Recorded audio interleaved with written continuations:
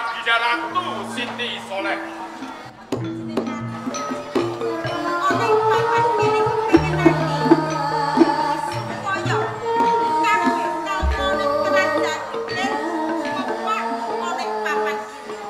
Sang Baginda Ratu yen to panjenengan ngersakaken sedaya para kawula wonten ing Kerajaan Widir makempal wonten ing alun-alun badhe kula sumedhakaken. Yen kaya ngono enggal ketlawang.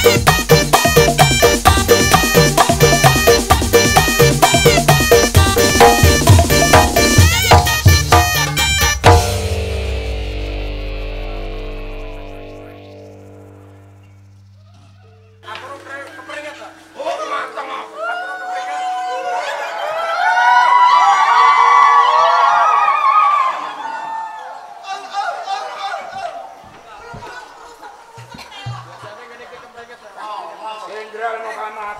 Nggih, apa sawel Mamut? Coba enak nyawang putri. Nggih. Saka pikir.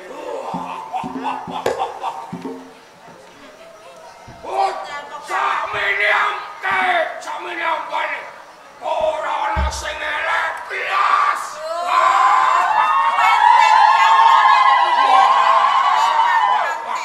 Ora ana sing bisa ngalahake. Soleha, kowe pinter. Ana sing ora. Sing ora pundi? Oh, nomor 2. Niki. Niku malah medhung karo bakalan. Mesti kae kabeh padha guru.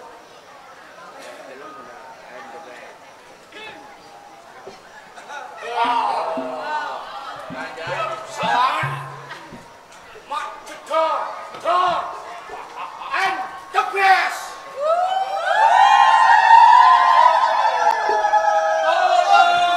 Monggo sawan Mamut. Jalea, Bapak Minister Sakti Mahmud. rikala semono sira matur. Ngaku kok anggap ngapusi. Mula pangrencana kang wis dadi dina iki bakal dak temtake.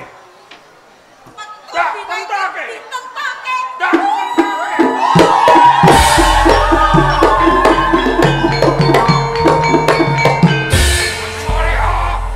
Jenderal Muhammad. Ben kowe genah, ben kowe cetok.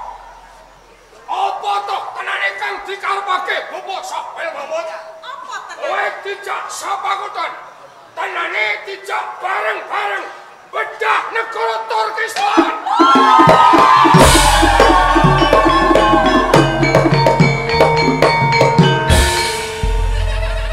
Sang Raja Putri, Kapten Lazarus.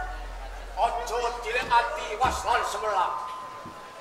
Kalamun toh Bapak Salmanut dadi raja ing kerajaan Turki. Bidil dadi bumi merdeka.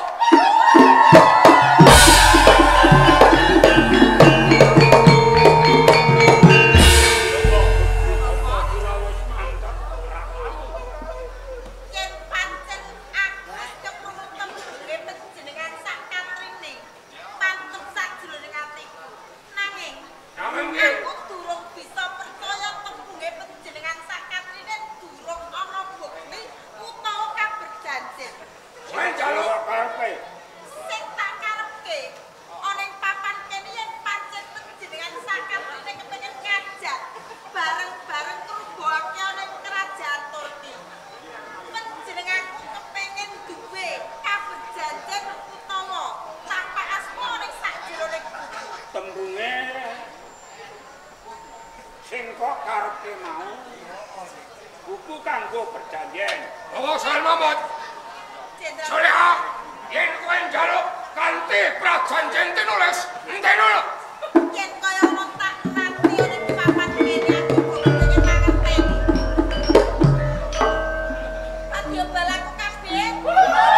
Aja padha kuwatir ya. Soleha, Jenderal Muhammad. jroning buku iki ana tapak asmane Bapak Sapel Mamut. Jenderal Muhammad lan Kapten Lazarus.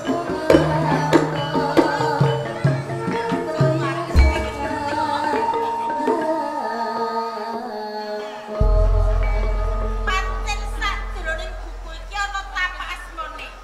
Siji Bapak Minister Sawir Mahmud, kaping pindho Jenderal Muhammad, kaping telu Kapten Lazarus. Are kowe, Soleha. Siji